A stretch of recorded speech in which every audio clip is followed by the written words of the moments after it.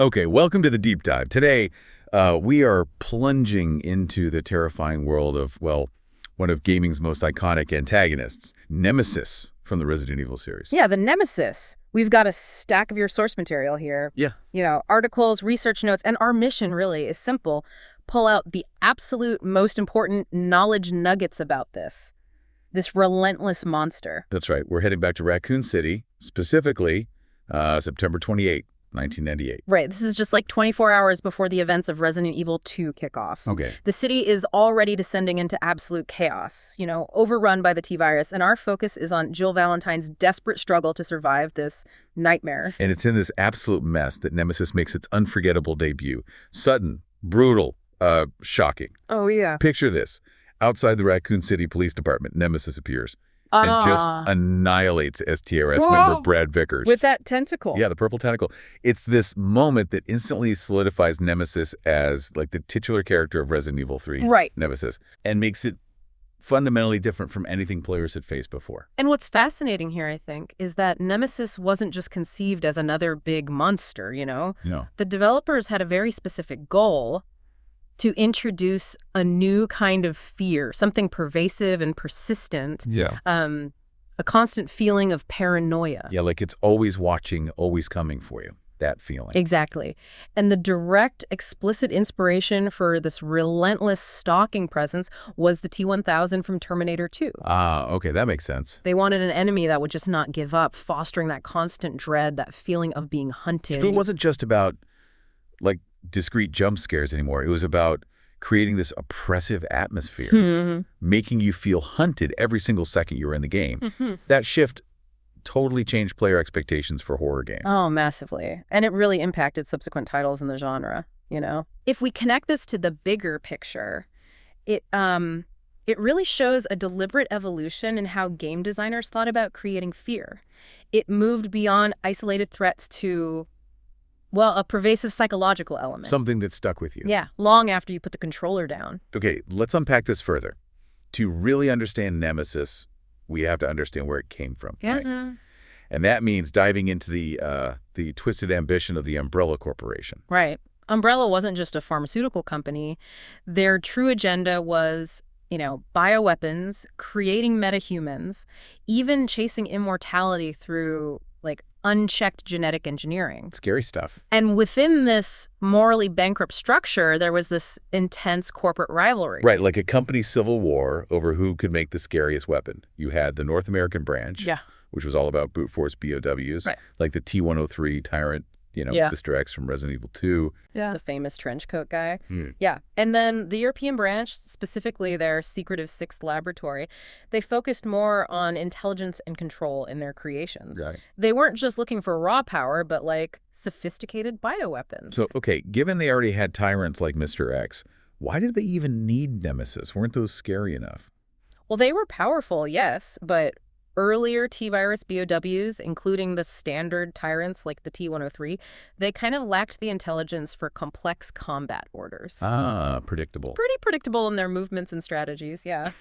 The Nemesis project was explicitly started by the European branch to address this deficiency. Okay. They were aiming for a bioweapon superior to the American tyrants, one capable of precise instructions, adaptive behavior, and crucially, autonomous decisions. So it was literally European Umbrella trying to one-up American Umbrella's Mr. X, like, our monster is smarter than your monster. Precisely. And the defeat of the American tyrant, the T-002 model, in the first Resident Evil game. Right, in the mansion. That acted as a direct catalyst for the European branch. They saw it as a failure of the North American approach and wanted a weapon of revenge, specifically against the STRS members who had, you know, exposed Umbrella's activities. Wow. This intense corporate rivalry is a chilling example of how far ambition would push the boundaries of bioweaponry. That's terrifying corporate competition leading to the creation of this specific nightmare. So what makes Nemesis, well, Nemesis, what are the core components that make up this creature according to the sources? Okay, so it starts with the NE parasite. That's NE alpha. Okay. This isn't a natural organism. It's artificial, specifically engineered by Umbrella Europe's 6th lab to increase control over a host and dramatically amplify its physical and cognitive abilities. And how does it integrate into a body? Is it just injected? It is. It's injected at a cellular level, usually targeting the host's spinal cord. Once inside, it absorbs T virus cells, already present, grows rapidly, and forms a kind of parasitic brain structure near the medulla oblongata. In the brain stem. Yikes. So it's literally trying to take over the host's nervous system. Yes, that's exactly it. It actively erodes the host's central nervous system and frontal lobe, then sort of reconfigures the neural networks. Wow. The source describes it linking its own parasitic brain with any remaining host brain functions, effectively functioning like a dual-core CPU. A dual-core parasitic CPU controlling a monster. That's a memorable image. Isn't it? It also secretes compounds that grant the host massively heightened regenerative abilities. This is key. Okay. This is what makes Nemesis almost impervious to damage initially and allows it to just keep coming after you no matter what you throw at it. Here's where it gets really interesting, though. Umbrella's whole goal with the parasite was control and intelligence, right? Right. More efficient methods of control. But this regeneration mechanism sounds inherently unstable, doesn't it? This raises a huge question about Umbrella's hubris, yeah. They explicitly seek more efficient methods of control via the parasite, but the source notes that the regeneration process itself leads to unpredictable mutations. The catch. Exactly. As Nemesis sustains damage, its built-in survival instincts eventually override Nemesis's programming. The very thing making it resilient also makes it increasingly unstable and, well, uncontrollable in the long run. So the drive for bioengineered perfection inevitably creates instability and devolution. Yeah. Okay.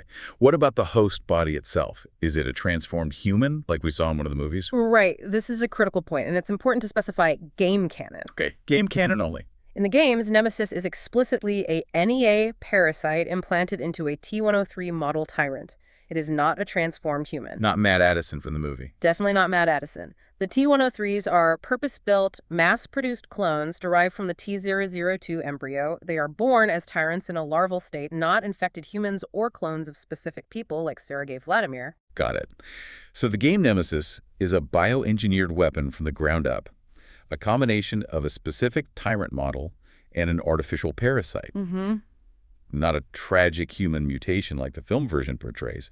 That's a significant difference for the lore. Absolutely. T-103s had some basic intelligence, enough for simple missions, but they needed the NE for the dynamic combat, the complex tracking, and the adaptability that Nemesis is capable of. And Umbrella had a very specific strategic purpose for deploying this thing into Raccoon City, right? Yeah. It wasn't just a random monster unleashed in the chaos. Not at all. Its singular overriding directive was to eliminate all surviving STIRS members. FTRS. Especially Jill Valentine, who had significant knowledge of Umbrella's activities. But it was also a high-stakes field test. A trial run. Exactly, a trial run for their most advanced DOW prototype. They were literally collecting data on how effective it was during the chaos. Yes, extensive combat data. Nikolai Zinoviev, the UBCS supervisor. That guy. Yeah, that guy. He was tasked with monitoring its performance. This wasn't a cheap endeavor. It was a significant investment, potentially millions, maybe even tens of millions, in development and deployment. Wow. It was a prototype for a potential military product line, you see. And they only sent one. The source mentions 4 prototypes were developed. Why just one? Good question. They only deployed Nemesis TO2, the one we encounter, apparently due to concerns about independent thought and potential rebellion in the others. Seriously? Yeah, one prototype reportedly even tried to escape and had to be terminated before deployment. Okay, that's chilling. It shows their constant struggle to balance that enhanced intelligence with absolute control, a cold, business-driven calculation, even in their monstrosities. So let's visually deconstruct Nemesis for a second, drawing from the source material. We have the core, the NEA parasite, boosting intelligence and regeneration, acting like that dual-core CPU. Right, implanted in the T-103 tyrant host, remember, born as a tyrant, not a human. This specific base body provides the raw power and resilience. And it's covered in this intimidating protective gear, a heavy black coat, but also some haphazard-looking restraints or limiters. The source says this is part of the prototype design, meant to restrain unpredictable mutations and regulate the parasite's effects. But we know it doesn't entirely succeed. Not even close, exactly. And then the weapons, initially, the massive rocket launcher. Iconic. Later, a Gatling gun or flamethrower, depending on the version.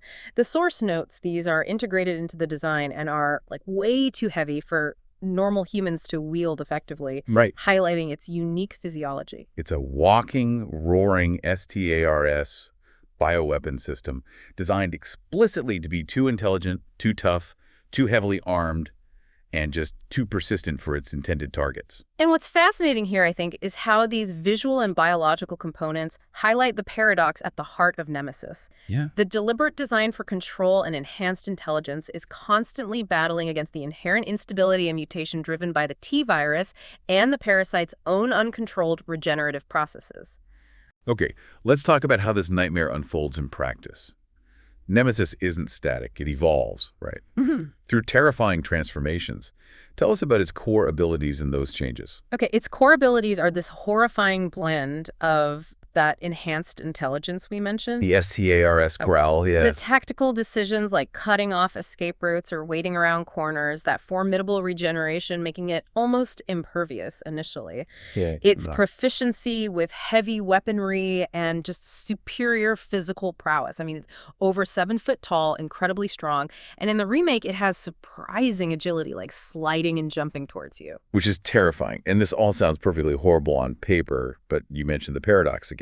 The downside to all that power. Yes, the regeneration comes at a heavy price. As the source notes, it leads to unpredictable mutations. Right. As it takes significant damage, those base survival instincts override the parasite's programming, making it less intelligent, more primal. It's Umbrella's attempt at bioengineered perfection, but it inevitably devolves into something grotesque and unstable due to its own internal contradictions. So the more you fight it, the less controlled, the less like Umbrella's intended design it becomes. Okay, let's go through the forms, starting with that iconic, imposing first form. This is the armored hunter form. Immediately recognizable, over 7 foot tall, that heavy black coat, boots, gloves. But crucially, the design visually screams prototype. Yeah, it doesn't look finished. Not at all. You see exposed muscles, stitches over one eye, no lips or nose revealing teeth and facial muscles, haphazard restrictive gear, visible warning labels on the equipment, and that chest device regulating the parasite. It looks unfinished, kind of crudely stitched together, because it is unfinished. It's not this sleek, completed look of Mr. X. Exactly. This visual language tells you it's experimental, unstable, and foreshadows its later inevitable mutations. It's highly intelligent, follows complex commands, and can infect victims. In the original, via those purple tentacles that emerge. In the remake, it actually injects the parasite into zombies to create those horrific tentacle-headed variants. Oof, those things. And the coat isn't fully bulletproof, right? Sustained damage to that triggers something else. Yes. Once you've dealt enough damage to the bulletproof coat and underlying structure, it enters a kind of caution mode. Semi-visible, prehensile tentacles emerge, right, used as aggressive whip-like weapons or to spew a corrosive liquid that affects the nervous system. Okay, so that's the armored hunter. Yeah. What happens when you push it past that limit, the second form? This is the mutating menace. It triggers after sustaining significant, catastrophic damage to the first form. And this is where the original RE3 and the remake diverge quite notably in visual design. How so? What's the difference? In the original RE3, the change is less drastic visually, though still alarming. The heavy power limiter is destroyed, leading to more tentacles emerging, becoming its primary whip-like or impaling weapons as it can no longer effectively use firearms. The overall humanoid shape is mostly maintained, though. And the remake goes much, much bigger and beastlier. I remember that. Much bigger and much more radical. The remake introduces a radical beast-like quadrupedal form. Like a giant dog thing. Exactly. The in-universe explanation is that the parasite can no longer maintain the humanoid shape after such extensive damage. It gains new mobility with powerful slides and jumps. Both signify increased aggression and loss of humanoid form, but the remake's shift is much more dramatic. Yeah, I remember when I first hit that point in the remake thinking, wait, Nemesis is that now? It totally shifted the dynamic. Yes, and this radical change in the remake, going quadrupedal relatively early in the game, was a significant point of criticism for many players, according to the sources. Really? Why? They felt it happened way too soon, reducing its unique, persistent stalker identity to something that felt more like a generic dog-like monster in boss arenas. Oh. Prioritizing action and graphics, maybe, over the paranoia the original cultivated. That totally makes sense. You spend all this time running from this relentless, intelligent humanoid pursuer, and suddenly it's a different kind of monstrous threat. Yeah. What about the final form? The third form? This is the ultimate, most grotesque transformation, triggered by sustaining near-fatal catastrophic damage, especially to the host tyrant brain. It represents the complete, irreversible loss of Umbrella's control and design. What does this ultimate devolution live like? In the original RE3, it becomes a giant, almost static mass, like a monstrous, all-consuming digestive organ. Yeah. There's little to no humanoid resemblance left, just bone protrusions, numerous tentacles, and it spews large amounts of corrosive poison. The artist, Matsushita, apparently had a real challenge making something so formless look unique. I can imagine. And the remake's take. The remake's final form is also a monstrous, sprawling mass, sometimes described as a borderline demonic beast, or even, less charitably, a big pile of puke sitting on a wall. Complete loss of humanoid structure, significantly diminished intelligence, purely driven by instinct. So across both versions, it's the ultimate visual representation of Umbrella's failures. Like everything went wrong. Absolutely. Despite the diminished intelligence, the primal hunt persists. Tentacles often replace damaged limbs as the parasite desperately struggles to maintain any kind of function or cohesion. It can no longer overcome the T-virus effects or its own structural damage. It's the heavy price of that regeneration, Right. resulting in a grotesque, less intelligent, unstable mass. So using the comparison table from the source, let's look at the key differences across these forms in the original versus remake. The first form has distinct visual differences. The remake's is arguably beefier, different restrictive gear, a facial redesign. But the remake adds the specific tentacle grab and zombie conversion attack. And the mobility. Mobility is greatly enhanced in the remake with the slide jump. Then the second form mutation is the massive divergence, a more gradual tentacle increase in the original versus the radical quadrupedal beast in the remake. Yeah. The final form's visual description is also different in tone and form. And critically, the AI behavior is described differently. The original featured strategically placed, room-to-room chases with the live selection adding unpredictability. Right, that choice system. While the remake's Nemesis is often tied more tightly to scripted set pieces, QTEs, and cutscenes. That comparison is stark. The original's AI is described as having a sense of persistent unpredictability within areas, fostering that unique dread, while the remake's is perceived by some as less dynamically stalking and more tied to spectacle and action moments. This highlights an important question about how design philosophy impacts player experience, doesn't it? Yeah. The original structure in AI felt like it lent itself to that pervasive paranoia more effectively for some players seeking survival horror. The remake leaned more into action horror, different strokes. Speaking of gameplay, let's talk about the hunt itself. The original Resident Evil 3 is known for introducing the live selection system. Tell us about that. Yeah, this was groundbreaking for the time. Time-sensitive choices you had to make during Nemesis encounters that actually impacted the story progression and even led to multiple endings. Wow. Deciding in the moment whether to fight Nemesis or evade him could alter where he appeared later, how much damage you took, or even influence Jill's ultimate fate. That sounds intense. It really cultivated unpredictability and replayability because you wanted to see what happened if you made a different choice. It absolutely did. You were never quite sure what would happen next in those key moments, keeping you constantly on edge. There were so many memorable encounters: Brad's death, the police station lobby. Oh yeah, the RPD entrance. The restaurant, the newspaper office, the clock tower plaza, the dead factory. Oh yeah. And on hard mode, there was a unique high-risk incentive.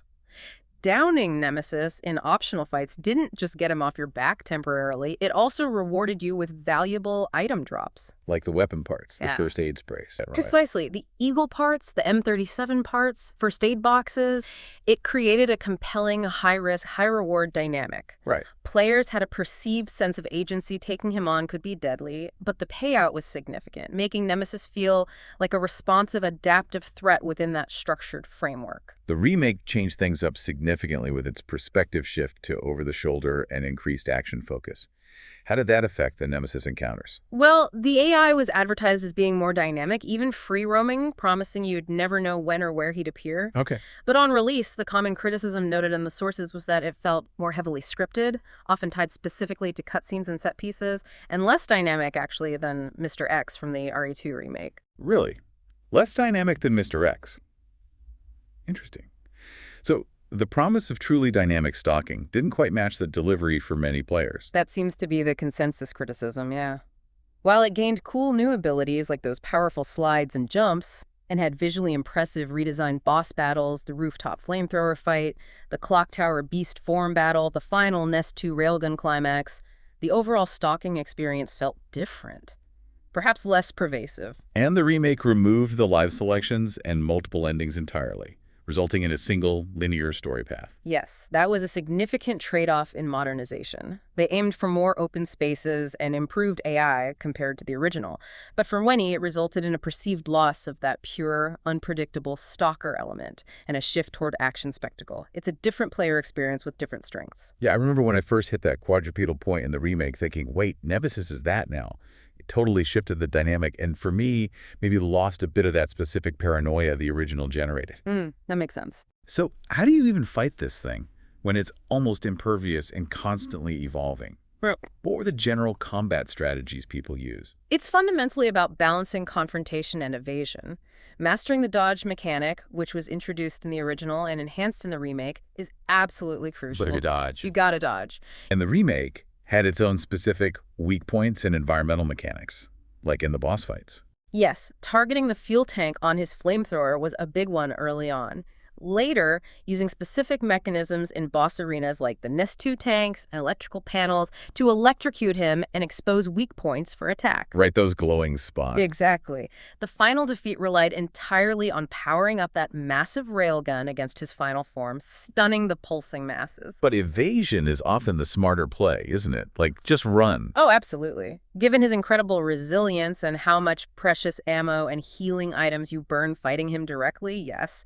Conserving resources by running and evading is frequently the more prudent strategy in a survival horror game like this. Yeah. His constant presence and durability constantly amplified that sense of resource scarcity, really deepening the survival horror feel. Okay, we've talked about what he looks like, how he fights, how he evolves. Yeah. But there's one absolutely crucial element that makes Nemesis truly terrifying, and that's sound design. Oh, definitely. What's fascinating here is how integral sound design is to the psychological horror Nemesis embodies. That iconic, guttural, drawn-out STARS growl. Chills.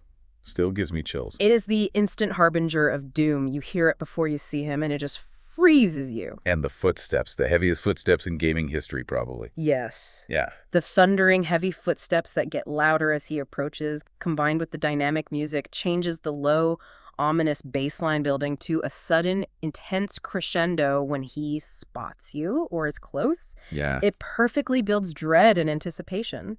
The unseen threat, signaled by sound alone, is often as terrifying as the seen one. The remake even used enhanced binaural sound, right? For headphones. Correct. For incredibly immersive 3D spatial audio, especially with headphones, hearing his heavy footfalls or monstrous roars getting closer from a specific direction, it just intensifies that anxiety, turning the entire environment into a potential source of ambush. Oh, man. And that screaming, ear-shattering call-out when he spots you from across an area, completely unforgettable. So auditory horror is fundamental to the Nemesis experience. What you hear is every bit as effective at creating fear as what you see. Looking at the comparative table for gameplay and AI again, it really shows the different design goals. The original leveraging unpredictability in sound for tension and choices versus the remake focusing on visual spectacle and action set pieces. Precisely. It's not about labeling one as definitively better, maybe, but about recognizing the differing philosophies and the distinct impact they had on the player experience and the feeling of being hunted. So pulling all this together, let's talk about Nemesis's legacy.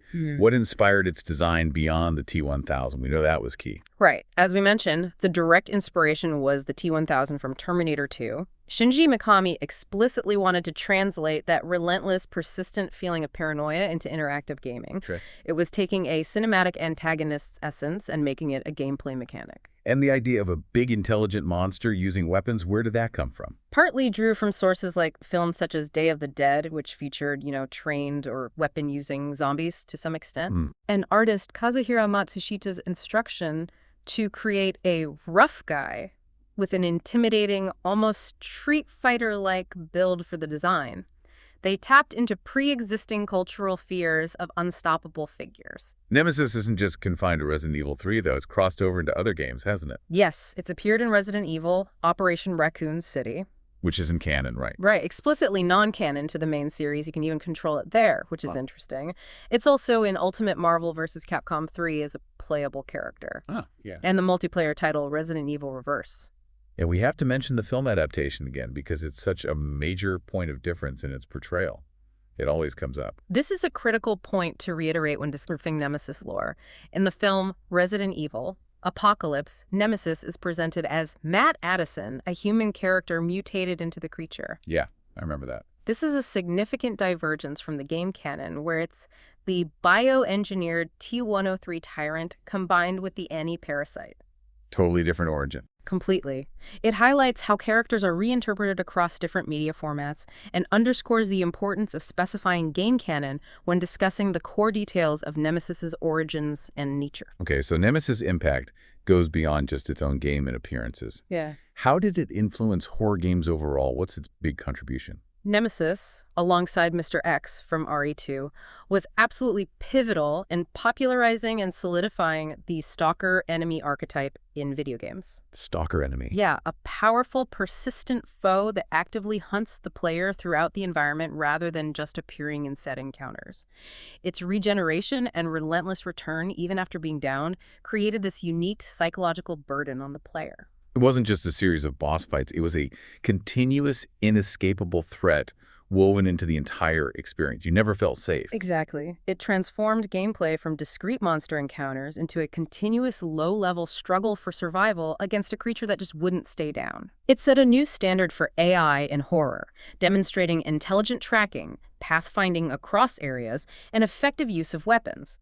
It influenced subsequent enemies within the Resident Evil series itself and in horror games across genres. So its lasting legacy isn't just its power or design. No, it's the profound paranoia and psychological impact it induced. That constant return, forcing players to question if it was really gone this time, that reshaped how we understood and experienced horror in games. It proved that a sustained, inescapable threat, combined with clever sound design, could be just as terrifying, if not more so, than any sudden jump scare. Absolutely. It solidified Nemesis's place as a definitive icon and a benchmark for persistent environmental antagonists in horror gaming. So what does this all mean? We've done a deep dive into Nemesis, its origins, and Umbrella's twisted corporate rivalry and ambition. Its core technical components, like the anti-parasite and the T-103 host. Firmly in game canon, distinct from the film version. Right. We've traced its terrifying evolution through its multiple forms, reflecting the inherent instability and hubris of Umbrella's creations. And we've explored the relentless hunt itself, contrasting the original's groundbreaking live selection system and unpredictable encounters with the remake's more scripted, action-focused approach, while also highlighting the essential, masterful role of sound design in creating that pervasive, unforgettable fear. Ultimately, its significance lies not just in its narrative purpose, eliminating STRS and serving as a prototype, but in that indelible psychological impact it had on players. That constant dread, the paranoia, the desperate cat-and-mouse game, amplified by those unforgettable sound cues. Nemesis isn't just a monster, it's a benchmark for antagonist design.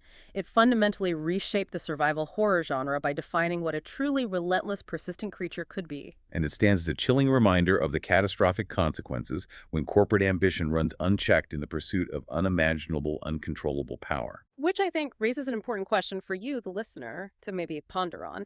Given Umbrella's goal with the NEO was total control and creating something almost impervious, was the eventual loss of control? Was the monstrous devolution of Nemesis through mutation inevitable from the start? Was its own destruction kind of baked into its design?